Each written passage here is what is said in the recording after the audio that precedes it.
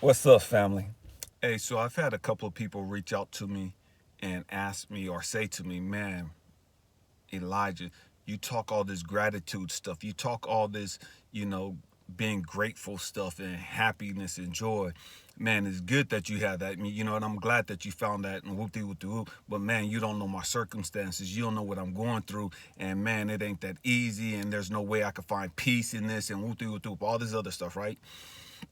And how can you sit here and tell us that happiness and joy is a piece, or happiness and joy is a choice? You know what I mean? Man, you don't understand, brother. You shouldn't be on here making videos talking about this and talking about that when you don't understand everybody's circumstances. Everybody ain't got the same situation and whoop. I get that. I get that. I understand that.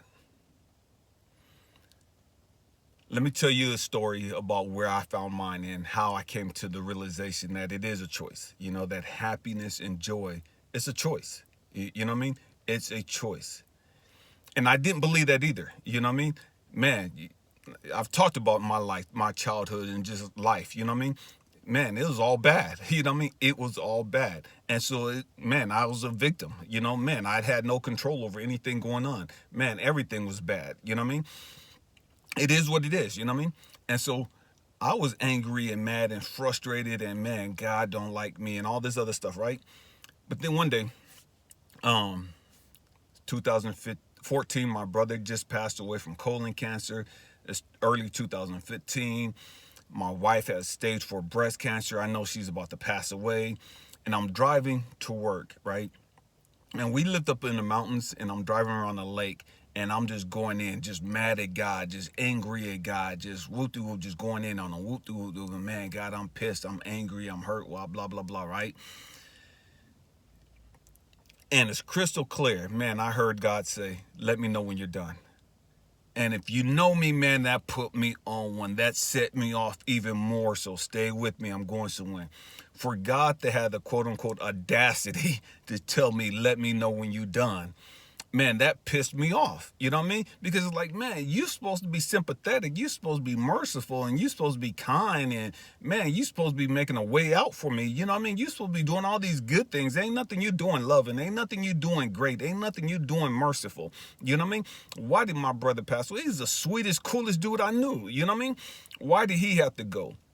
And now my wife is going too. Man, I'm on one. I'm on one, right? And so I hear God say, Elijah, I could have taken her a while back. You're mad because I gave you extra time with her. You're mad because I gave you all these other years with her, these additional years with her. 2008, my wife was rushed to University of San Francisco Medical Center. She had a tumor on her lung, size of a grapefruit. And she was in the hospital for like 10 days. And before they shipped her up there, they didn't know if it was cancerous or what. And we're all scared. Everybody was scared. And we had just started our relationship, just a few months prior to that, you know what I mean? And so we're like, oh my God, man, I'm a loser already, It was benign. It wasn't cancerous or anything of that nature. They cut the grapefruit size tumor out of her, and she was okay. And what God was showing me was like, Elijah, it could have been cancerous. She could have passed away then. She could have had cancer then. It's 2015. So you got additional 7 years. Excuse me. You got an additional 7 years with this lady. Look at all the memories you guys created. Look at all the experiences you guys had together. Look at all the things you guys got to do. You're mad at me because I'm taking her home now when I could have taken her home in 2008. I gave you 7 extra years and you're pissed at me? You're mad at me. You're really ungrateful that you got an extra 7 years to be with this woman.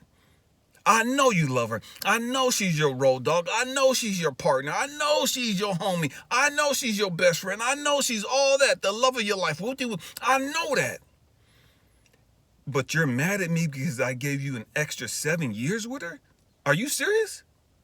Are you really serious right now, Elijah? Do you know how many people don't get the chance to say goodbye to their loved one? Do you know how many people don't get the chance to have closure, that don't get to spend the last few months, the last few days with somebody before they pass away? Because they were shot, because they had a heart attack, because they were killed in a car accident, or whatever the case may be? You get extra time with her and you're still pissed. You're still ungrateful. You're still mad at me. Whether she get 4 months, 3 months, 2 weeks, whatever, I'm giving you extra time with her and you're still pissed off. I gave you 7 extra years and these doctors are telling you that, man, she could go max 6 months. You know what I mean? In February, they told us 6 months best case scenario. You know what I mean? So if you got 6 extra months on top of the 7 years that I gave you, man, you should be rejoicing. You should be extremely happy and grateful for that. But you're pissed at me? You're mad at me for real? And when he said these things, man, it hit me it like a ton of rocks just fell on me, you know what I mean? And I was just stuck, you know what I mean? I had to pull over on the side of the road and just bawl, just break down crying. I was already mad. I was angry that I was losing my wife. I was beyond pissed off that I was losing my wife. I don't wish that on anyone, but if anyone was gonna die, man, I know a whole lot of people that's about some stupid stuff. I know a whole lot of people that's about that foolishness. I know a whole lot of people that's living pathetic lives. You know what I mean? They with that stupid stuff. They deserve to die. And I'm not saying that they deserve to die, but my mentality at the time, man, they out here robbing, jacking people, slanging, and doing all this stupid stuff. You know what I mean? They need to die. They deserve to die. All these pedophiles, all these rapists, I got all these people in my mind that should die, that deserve to die before my wife died. And so I'm heated that God is letting all these other people live, and my wife is struggling, dying with cancer. And so when he brought it back to reality, he showed me the big picture. Man, dude, you got extra 7 years and you still mad. No matter what I give you, Elijah, you ain't never happy. It ain't never enough. Stay with me. I'm going somewhere. And the truth be told, family, so many of us, we've been in relationships with people, and no matter what you did for them, it was never enough. They ain't never happy. They ain't never satisfied. It's as though you ain't never did nothing for them. You could give them your all, take off your last shirt, give them the shoes off your feet. Man, it ain't enough for them. They want more. They ain't satisfied.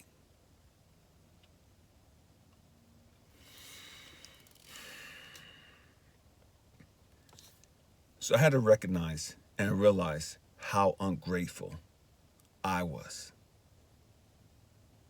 How ungrateful I had become. How I allowed my life to make me bitter. Stay with me. I could have chosen to sit there and reflect on all the stuff that God had did, all the extra time that I got with my wife, you know what I mean? But I didn't think about any of those things. I chose to be mad because she was dying. I chose to ignore all the good times that we had. I chose to dismiss and minimize all the good stuff, all the great memories that we created.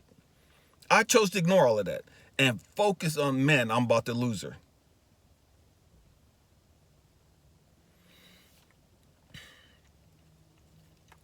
One day I was in the house with her, and I would never allow her to see me cry, you know. And she came out, and she was just sat on the floor, and she was just looking at me, and tears running down her eyes. And she told me, man, I don't want to die. There's so much I want to do. There's so much I want to say. There's so much that I feel like I'm supposed to share with people now. There's so much that I could do to help people and all this other stuff. And she's crying as she's talking to me about this stuff. And my heart is broken and I'm crying on the inside because there's nothing I could do about it. I know she's going to die. She knows she's going to die. And I'm completely helpless in preserving her life and helping her stay alive longer. I'm wanting her to stay alive longer, but I know it's not going to happen. And it's like I can't do anything to help her, and I'm frustrated and I'm broken and I'm just going through it. You know what I mean? But I'm trying to maintain that face as though, man, it's nothing wrong. You know what I mean? And I'm not allowing her to see me cry. I'm not allowing her to see me broken and just destitute. You know what I mean? I'm not allowing her to see me hopeless. I'm not allowing her to see me, just angry. You know what I mean? And the hurt, the pain. I'm not allowing her to see that. And so I can hear God tell me, go outside. And I want you to start looking and getting some animals. I want you to start a garden. I want you to start raising animals. I want you to start a garden and start being around life. Stay with me. I'm going somewhere. And I was like, God, I'm not really good at gardening. I don't know anything about that stuff. And man, raising animals, I don't know anything about raising animals. He said, I didn't ask you if you knew anything. You could study. You could learn. You need to be around young animals. You need to be around a garden. And so I went and bought all these plants. Now I went and dug up a whole bunch of area and started planting these things. I went and got some baby pigs. I got some baby sheep. Got some ducks. Got some rabbits. Got all these animals, right? And so I'm like, God, I don't understand why I had to do all this. What the heck is this supposed to do? How's this supposed to help my wife? And whoop-de-whoop-de, I'm just going in on God, just mad, just angry, frustrated. It's like, man, you're giving me more responsibility, and you're doing this, and you're not helping me, and how is this going to help me, and blah, blah, blah, blah, blah, and how is this going to make my wife better? And whoop-de-whoop, man, I'm just going in, right? And so I'm sitting there one day, and I'm just looking at the pigs. And they're just running around and just living life, you know what I mean? Just completely happy, Man, I just gave them all this slop, and they're just running around, just making noise, and the sheep are making noise. The ducks are quacking and just living life, right? And I'm sitting there, and the tears are running down my eyes. Stay with me, family. The tears are running down my eyes. And I'm like, God, I don't understand. I don't understand this. Why did you make me do this? Why did you have me do this? I don't understand the significance of this. I don't understand the importance of this. He said, Elijah, when you're in that house, you're at death's door. Stay with me. You're surrounded by death. You're surrounded by depression. You're surrounded by frustration. You have all this depression, all this negativity around you. Yes, your wife is in there, but she's on the verge of dying, and she don't want to come to grips with that. She don't want to accept that. You know you're losing her. You already knew that.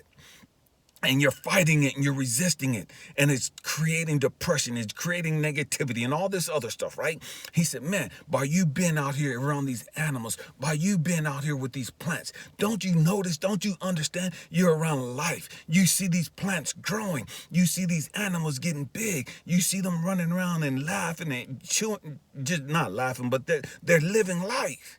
You're around life. You're around growth and development. You choose how you're going to live your life. You could choose death or you could choose life. Death is inevitable. Death is inevitable. All things come to a death. But that death is just the beginning.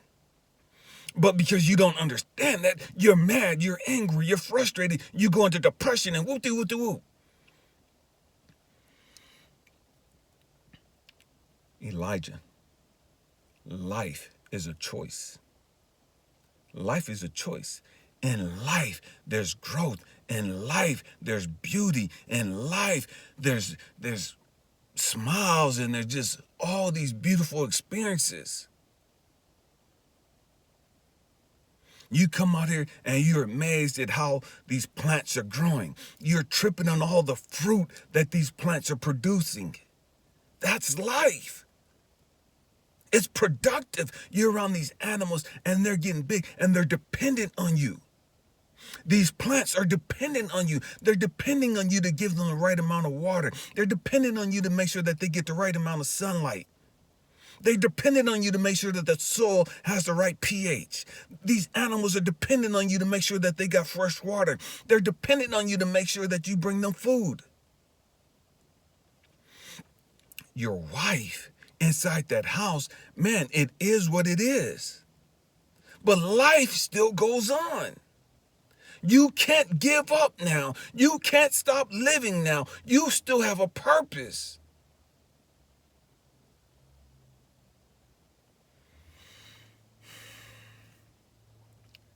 You can choose to be lonely, to be frustrated, to be angry, to be bitter, to be depressed, or you can choose life. You can choose abundance. You can choose joy. You can choose peace. The choice is yours. Life, death. How do you want to see it? How do you want to see your life? How do you want to live your life?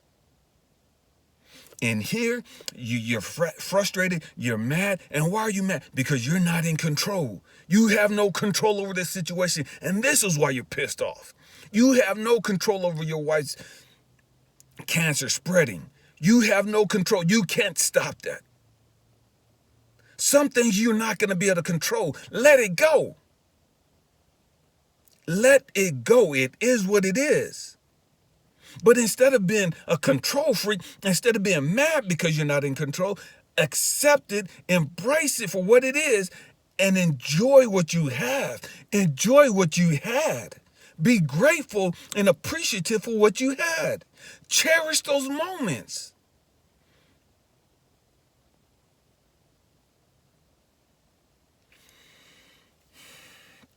Family, my hope and prayer is that regardless of your circumstances, regardless of your situation, that you choose life, that you choose joy, that you choose peace.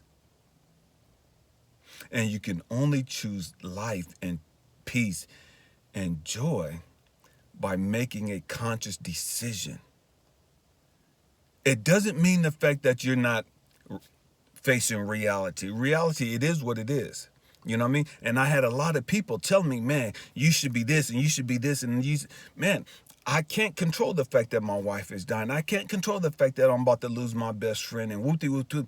But that doesn't mean that my life has to come to an end. That doesn't mean that I stop growing. That doesn't mean that I lose my peace. It doesn't mean that I lose my joy. It doesn't mean that I have to live in depression and anxiety and fear and anger and bitterness the rest of my life.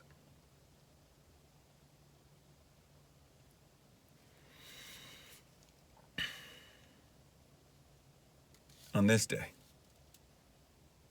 may you choose peace. On this day, may you choose joy. On this day, may you choose gratitude. May you learn to be grateful, understanding that it could be so much worse. Understanding that, man, no matter how difficult your situation is, man, it could be a whole lot worse. No matter what challenge you're facing, man, it could be so much worse. It could be a whole lot worse, family. I know it's hard. I know it's challenging. I know it's difficult. I know it's heartbreaking. I understand that. I've been there. But it could be worse. It could be a lot worse. Be grateful for what you have. Be grateful for where you're at. I love you guys. Happy healing. Peace.